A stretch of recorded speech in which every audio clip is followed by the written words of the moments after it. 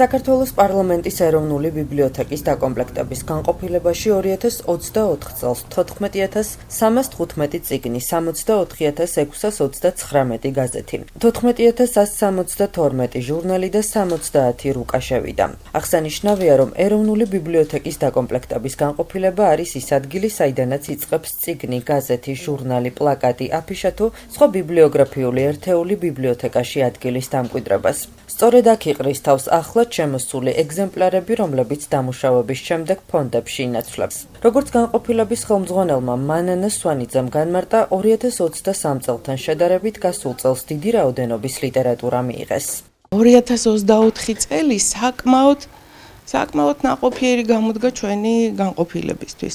საკმაოდ ბევრი ლიტერატურა შემოვიდა. მთელი განყოფილება ჩართული იყო ლიტერატურის გადარჩევაში, შერჩევაში, რაოდენობრივათაც კარგი შედეგი დავდეთ, როგორც აღმოჩნდა წლის ბოლოს, როგორც დავითვალეთ. პერიოდულ გამოცემებს რაც შეეხება, საკმაოდ ბევრი ელექტრონული ჩანაწერი გაკეთდა ამ მხრივ.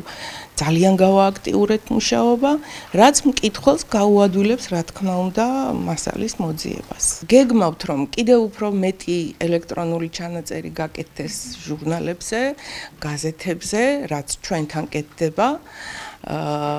და ასევე ვცდილობთ, რომ მოვიძიოთ ის გამოცემები, თანამედროვე გამოცემები, რომელიც ჯერ ჩვენამდე არ მოსულა სამწუხაროდ.